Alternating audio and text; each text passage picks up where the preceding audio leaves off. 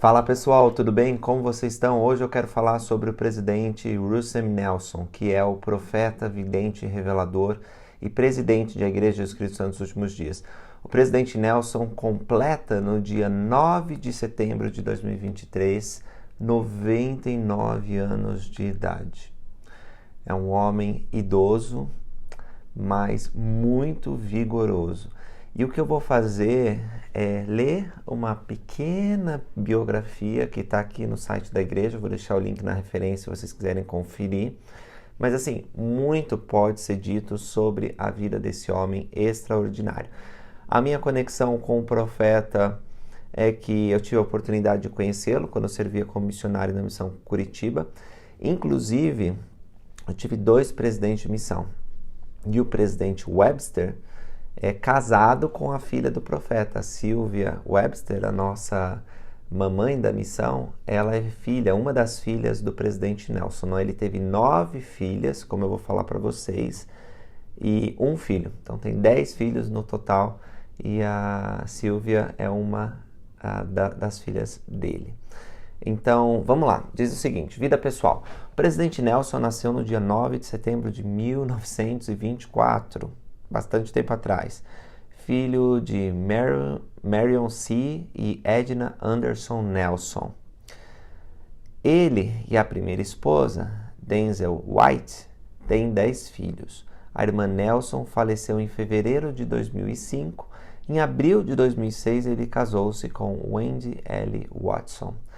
Tem muita coisa que dá para falar dessas 3 linhas que eu li para vocês, que eu não vou ter tempo para ler agora, mas eu vou procurar deixar vários links na referência desse vídeo para que vocês possam explorar mais a vida do profeta se vocês quiserem aprender sobre ele.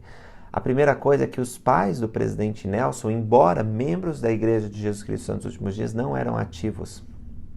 Por isso, o presidente Nelson não foi batizado quando tinha 8 anos de idade. Ele só conseguiu ser batizado quando ele tinha 16 anos de idade. Por isso, ele é um converso na igreja. Os avós dele eram firmes, tentavam levar o netinho para a igreja sempre que possível, mas os pais mesmo não estavam muito interessados. Até eu tenho um discurso que o presidente Nelson conta que ele orou por muito tempo para que fosse selado com seus pais. Uma bênção que ele recebeu muito tarde na vida, quando os pais dele já tinham uns 80 anos de idade, quando eles se tornaram dignos para entrar no templo e casar. E o presidente Nelson até diz nesse discurso que no Natal ele não queria receber brinquedos, ele queria ser selado com os pais dele. O desejo dele mais ardente é que os pais pudessem ser ativos.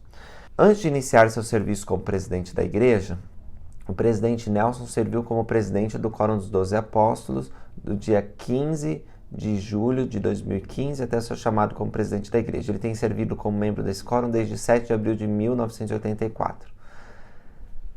Então, o conselheiro do presidente Nelson, que é o presidente Oaks, foi chamado no mesmo dia que o presidente Nelson para servir no Quórum dos 12 Apóstolos, só que o presidente Nelson o precedeu, né? Então, são os 2 membros sêniores que nós temos hoje servindo na primeira presidência. O mais velho de todos é o presidente Nelson, assim, tempo de chamado, de idade também, né? E depois vem o presidente Oaks, porque nós sabemos que o presidente da igreja é sempre aquele que está servindo mais tempo como membro do Quórum dos 12. Então ele está desde 1984 no chamado. Ele viajou o mundo inteiro, ele teve muitas aventuras, eu posso dizer assim, ministrando os santos de todo lugar. Ele já esteve no Brasil diversas vezes, inclusive ele dedicou o Centro de Treinamento Missionário do Brasil, ele dedicou o Templo de Curitiba e ele tem várias conexões com o Brasil interessantes. Mais uma vez, veja os links que eu vou deixar aí. Mas vamos falar sobre a vida profissional. Cirurgião e pesquisador médico de renome internacional, o Dr. Nelson obteve o título de bacharel e doutor em medicina pela Universidade de Utah em 1945 e 1947. Recentemente, ele doou todos os diários das cirurgias que ele comandou como cirurgião-chefe, né? Ele tem que fazer um relato depois da cirurgia. Esses volumes, eles mostram a evolução da cirurgia de coração, até porque ele ajudou a desenvolver uma máquina que ajudava a fazer essa cirurgia, e ele foi um dos primeiros que fez cirurgia de coração aberto nos Estados Unidos. Então, imagine esse histórico. É muito interessante e importante para o estudo da medicina. E ele fez essa doação, né? A Universidade de Utah é uma universidade que fica localizada em Salt Lake City. Não é a Brigham Young, é uma outra universidade. Inclusive, elas competem, né? São meio que rivais, assim, no que tange ao futebol americano. Mas é uma excelente universidade, ele se formou lá. Ele foi membro honorário das sociedades acadêmicas da Phi Beta Kappa e da Alpha Omega Alpha. Fez a residência em cirurgia no Massachusetts General Hospital, Hospital Geral de Massachusetts, em Boston e na Universidade do Minnesota, onde obteve o título de doutor, de PhD, em 1954. Obteve também os títulos honorários de doutor em ciência pela Universidade de Brigham Young, em 1970, essa sim é a Universidade da Igreja, doutor em ciências médicas pela Universidade Estadual de Utah, que é uma outra universidade que tem em Utah, em 1989, e doutor em ciências humanas pelo Snow College, que também é uma outra faculdade que tem lá, em 1994. Então, recebeu vários títulos, vários diplomas, várias graduações. Profissionalmente, ocupou o cargo de professor de pesquisa cirúrgica e foi diretor do departamento de residência de cirurgia torácica da Universidade de Utah e diretor da divisão de cirurgia torácica do LDS Hospital em Salt Lake City. Ele é autor de várias publicações e capítulos em livros de medicina. O presidente Nelson fez palestras e visitas profissionais pelos Estados Unidos e em vários outros países, antes de ser chamado pela autoridade geral. Foi condecorado com vasto número de prêmios e honrarias, inclusive o prêmio de ex-alunos de destaque da Universidade de Utah, o prêmio Heart of God da Associação Americana de Cardiologia, menção por serviços internacionais da Associação Americana de Cardiologia, prêmio Golden Plate conferido pelo American Academy of Achievement e foi condecorado como professor honorário em 3 universidades da República Popular da China. Isso é muito interessante também, porque ele tem uma conexão forte com a China, né? No sentido de que ele já foi convidado para palestrar e, inclusive, para fazer uma cirurgia. Acho que, se não me engano, ele contou isso numa conferência geral também, que a última cirurgia de peito aberto que ele realizou foi na China. O Dr. Nelson serviu como presidente da Sociedade de Cirurgia Vascular, diretor da Junta Americana de Cirurgia Torácica, encarregado do Conselho de Cirurgia Cardiovascular da Associação Americana de Cardiologia e presidente da Associação Médica do Estado de Utah. O presidente Nelson já ocupou inúmeros cargos de responsabilidade na igreja. Ele serviu como presidente da Estaca Bonneville de 1964 a junho de 1971, quando foi chamado como presidente geral da Escola Dominical. Antes de ser chamado para o Quórum dos 12, servia como representante regional, designado para a região de Kearns, Utah. E ele já havia servido como representante regional na Universidade de Brigham Young. Representante regional não é um cargo que nós temos hoje, mas seria comparável aí a um 70 de áreas, a 70 autoridade geral, tá bom? E que ficava responsável por áreas da igreja. Então, o presidente Nelson, ele... Bom, tem muita coisa que dá para falar sobre a vida na igreja dele, né? Uma dúvida que surge, muitas pessoas, é por que o presidente Nelson não fez uma missão de tempo integral? E nessa pequena biografia que eu li aqui não fala muito sobre isso, né? O presidente Nelson, quando ele era jovem, com a idade para fazer uma missão, estava tendo a Guerra da Coreia. E o presidente Nelson... ele não pôde optar por fazer uma missão. Não é que ele decidiu não fazer uma missão. É simplesmente porque não havia essa possibilidade. Em tempos de guerra, geralmente a igreja não enviava nenhum missionário ou reduzia o número para um missionário por estaca. Então, as oportunidades de servir estavam muito pequenas. Além disso, o presidente Nelson, ele foi servir na Guerra da Coreia como médico. Então, realmente não teve como fazer missão. Agora, talvez as pessoas não saibam disso também, que o chamado de tempo integral de uma autoridade geral, ela é uma missão, né? Porque ele para a carreira profissional e ele se dedica exclusivamente ao ministério. Assim como os missionários de tempo integral fazem quando jovens por 2 anos, 1 ano e meio. Então, a gente pode dizer que o presidente Nelson, ele está servindo... uma missão de tempo integral desde que ele foi chamado para o Quórum dos 12 em 1984, né? É isso a data? 7 de abril de 1984. Então ele está numa missão há muito tempo. E tem sido uma bênção para nós a missão que ele assumiu como membro do Quórum dos 12 Apóstolos. Os discursos dele são incríveis. Vocês podem fazer uma recapitulação desses sermões. Ele fala sobre a coligação de Israel, ele fala sobre o arrependimento, a importância do casamento. Tem uma variedade de temas, mas o modo bondoso como ele se dirige, né, o modo amoroso, é característico. A gente vê o amor nos olhos e na fala do presidente Nelson. Mesmo quando ele está repreendendo, nos exortando, ele faz com muito amor. Então, é maravilhoso ter o presidente Nelson entre nós. E a vida do presidente Nelson também teve muitos desafios. Mesmo agora, ele já perdeu uma esposa e perdeu 2 filhas, uma delas pelo câncer. E perdeu assim, a gente sabe que elas estão vivas, mas imagina a tristeza de um pai enterrar uma filha. E há outras coisas curiosas nas viagens que ele fez, às vezes havia riscos. Uma vez, em uma viagem, ele teve um sequestro relâmpago, né? E apesar dele sair com vida, imagina o momento de tensão quando os bandidos entraram no lugar e queriam roubar. Foi bem complicada aquela situação. Tem muita coisa que não é fácil para a gente saber sobre a vida do profeta, porque não está traduzido para o português. Mas à medida que essas coisas vão surgindo, eu vou compartilhando, vou tentar compartilhar aqui com vocês, tá certo? Então, o que nós devemos saber sobre o presidente Nelson, mais importante, é que ele foi chamado para ser um profeta em nossos dias. O Elder Anderson, na ocasião em que nós tivemos a Assembleia Solene, que nós apoiamos o presidente Nelson, diz que assim como Jeremias, o presidente Nelson também foi pré-ordenado. Antes que ele saísse da madre, ele foi santificado como profeta, escolhido nos conselhos celestes para liderar especificamente nesses dias.